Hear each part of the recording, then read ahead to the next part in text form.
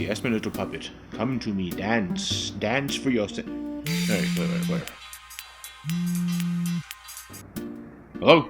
Johnny, hey, dude, you are next to impossible to reach. You know that, right? Who the hell is this? It's me, Honest Biggums. I'm sorry? Oh, come on, man. You remember? We were supposed to review Castle Crashers like 3 years ago. We met at Too Many Games last year. Come on, man. Oh, right. Alright, Big Gums. It's just Biggums. It's only one word. Listen, man, I meet a lot of people and I give them nicknames just so I can remember them. But Biggums is already a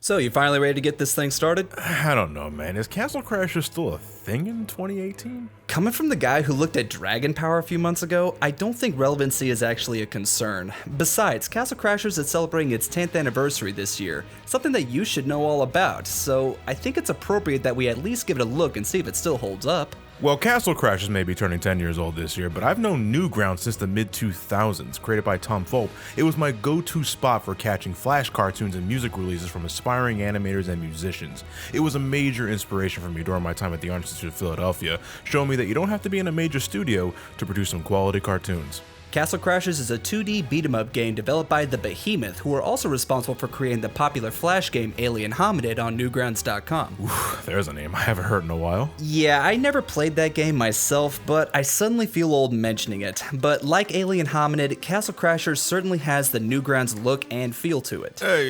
Early Newgrounds look and feel. It's quite shameless with grotesque humor and gratuitous violence. Might be your cup of tea, maybe not. Depends on if you like cats coughing up furballs or watching animals in the woods shit their guts out.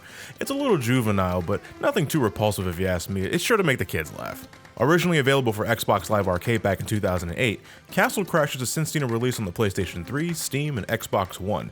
In 2015, Castle Crashers also received a remastered update, including higher quality textures, enhanced performance, and a higher frame rate. For this video, we decided to play that version on Steam. Castle Crashers doesn't have much in story, much like the beat-em-ups it pays tribute towards. There's a party going down in the castle one day, and our heroes are headbanging and, I guess, river dancing? Is that what it is? But anyway, suddenly an evil wizard crashes the castle, steals the mystical gem from the king, and kidnaps the 4 princesses of the kingdom.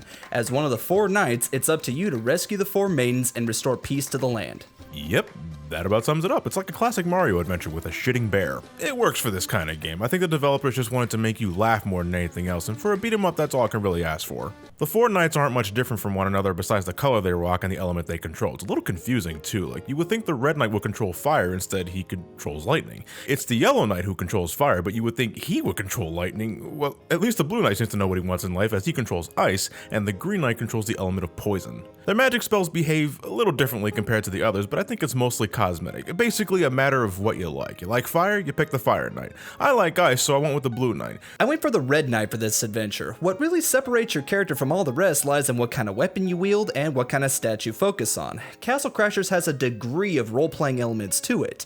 Each time you kill some bad guys, you gain some experience and level up. You can increase your stats in 4 areas: strength to hit harder, magic to increase potency of your spells, defense to take more damage, and agility to help you move faster. There's also several other characters you can unlock as you play the game, and there's even some available as DLC. We didn't bother trying them out for the record, but they are there to experiment with if you get tired of using the main 4.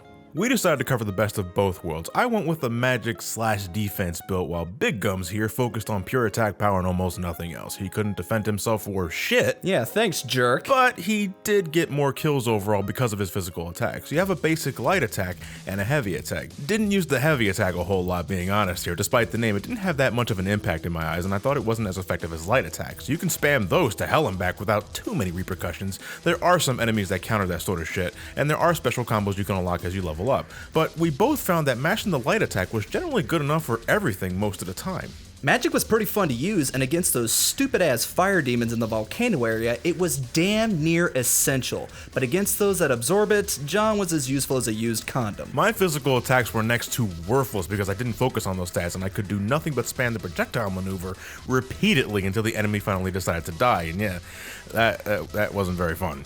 Also, did you happen to notice that a lot of the enemies seem to have an obnoxious amount of health? Yes, oh my god, like, it's fun as hell when you lay the combos down, whether you're striking them with a sword or zapping them with lightning, but when they keep getting back up after like 15 seconds of attack spamming, it started to wear thin. I get the feeling Castle Crashers really wants you to play with 4 players at all times so that you're too lost in the chaos to really notice that sort of thing. But when you only have about 2 players on the screen, I think all of the damage sponges are more obvious. I mean, we looked it up, and enemy health does scale up and down depending on how many players are available, but without that extra kick, I don't know, a couple of stages seem to drag on because of the number of beefy enemies that are thrown at you. Boss fights were particularly bad about this. I love how most of these guys look and how they're animated, but some of them took forever to finish off. Strategies are clear cut and there's no questions about how you're supposed to do this or that, but because you can only do so much at a given time, Jesus, they went on and on. Yeah, I remember you taking a little bit to kill the corn boss when I kicked the bucket and couldn't help you out. I already used up my last potion at that point, so yeah, sorry about that. It's fine, and hey, that is something cool about this game. With the money you find throughout every stage, whether it's from enemy drops or those big treasure chests awarded to you when you kill the boss, you can spend that sexy moolah on items at the closest shop available on the world map. It could be stronger weapons once you're at the appropriate level to wield them, it could be some animal friends that give you a different perk like extra experience, or it could be a handful of one-use items. We didn't use much of the bow and arrow and the shovel because, quite frankly, the bow and arrow doesn't really compare to our magic power, and the shovel is only seldom used for burial spots that have extra cash. The bombs were okay, but again, magic ended up being the better option, and the sandwiches were okay for a little crowd control and the volcano punching. Yeah, punching the shit out of it! None of this was effective as simply spamming attacks or using magic though. Maybe if you want to challenge yourself in a restricted run, but these items are a little too undermined by your basic combos or too situational to get prolonged use out of it. We did, however, buy a crap ton of potions. Honestly, money in this game should just be called potion funds because they are clearly the best thing you can buy for yourself. They fully restore health, they automatically revive you if you kick the bucket, assuming you're not the last one standing, and you can carry up to 5 of them. In some of the longer stages, they're goddamn required. It's possible without potions, for the record. If your buddy ends up dying, you can revive them with CPR and get another chance. If you get interrupted though, you missed your chance and you're on your own until you bite it. Very likely to happen since enemies will keep coming on mosses if you have buddies with you. Jesus Christ, Biggums, it's a boulder, not a chocolate ball! I can't help it, man. It's hard to get positioned sometimes. Well, not so much with the horizontal movements, but I lost count how many times both of us straight up whiffed attacks because we weren't properly aligned. And with the magic spells, that was super frustrating. Every 2D beat 'em up has this problem. To be fair, it was just that we encountered that problem a lot more here, or at least it felt like we did. Most of the time we ended up using the drop shadows on the floor to figure out where we were and if we were aligned with the enemy. It's a workaround, sure, but I think a more forgiving hitbox would have spruced things up a bit. It could be depth perception fucking with us too. I think the game looks great to get that out there, but I feel its depth of field could have been better handled. I feel the environments are a little flat in colors at times, making the whole picture feel flat. This might have been intentional to make sure your attention is fixated on your character so that you don't lose track of them, but looking at the bigger picture here, yeah, I think a little more layering wouldn't hurt. As for the levels themselves, I thought they were the perfect length with a couple exceptions. For the most part, they're not too long and not too short, and I think they're pretty generous with checkpoints. Mostly, I don't know. I thought some of these levels could have been cut in half or maybe by a third. The volcano level, thought it went on a little long, and the sand level / alien invasion level gave me similar vibes. I do love the tons of set pieces though. They do a great job of making a stage distinguishable from the rest, and I appreciate that kind of variety, given how inherently repetitious this kind of genre can get. Still, after about 2 hours, I was sort of on autopilot. I froze things with my ice projectiles and that was about it.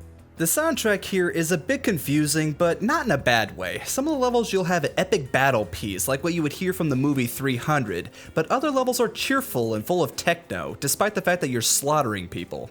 As a whole, I found myself humming the music in just about every level and in the hub world. It's not a soundtrack that I would go out of my way to find, but it's definitely enjoyable. You can tell that a lot of ambition was put into this soundtrack. Yeah, I thought the music was perfectly fine. I especially like the track called Second Thoughts, one of the boss tracks. My only complaint is that the music doesn't properly loop all the time. Like, it's obvious when the track ends and repeats itself. It's very abrupt. It's a minor thing, and it could be a callback to the game's roots as a flash-based video game, but it's something I kept noticing. Castle Crashers is a good time, but I think it suffers when you don't play 4 players max. Me and Biggums and I, and would you stop calling me that? We had a good time. We managed to finish the game in a healthy 4 hours, a little long for a beat 'em up in my opinion, but we were a little weary by the end of it, despite the short length. Castle Crashers does have other things to do besides the main quest. You can beat each other up in a couple of different arenas to prove who has the bigger dick.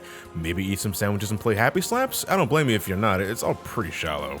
There's also an archery contest where you can try and pelt each other with arrows. It gets better as you pick up more speed, but it's disjointed as hell. Very back and forth, it's not that exciting. I, for the life of me, don't understand the back off barbarian minigame. Like, what's the point in this? To avoid enemies as long as you can, you press the buttons corresponding to the color surrounding you to move to the next block.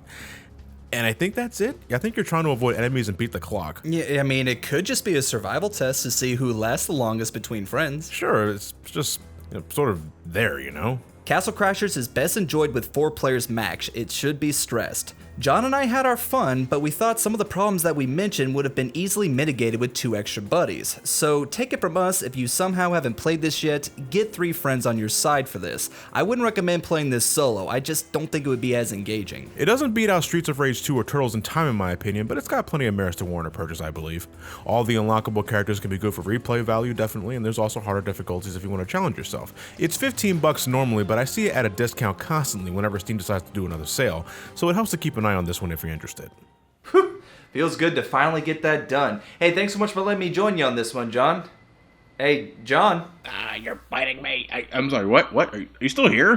Plug your shit and get the hell out. Say no more. Hey, thanks so much for watching this video, guys, and I want to give a bigger thank you to Somecallmejohnny. He's the one that inspired me to start making YouTube videos in the first place, so it's really an honor and a privilege to be here on this channel right now. But I also want to encourage you all to take a look at my channel. I post game reviews all the time, and I plan on branching out and doing other things in the near and dear future. You guys have yourselves an outstanding evening, alright? And with that, I'll see you guys next time for the next video. If you happen to be going to Too Many Games next week again, I'll be there all 3 days. Hope to see you guys there. Other than that, the next marathon will be starting very soon. Hope you guys look forward to it. With all that said, thank you very much for watching. Have yourselves a fantastic night, and take care. Assholes just right at the camera there.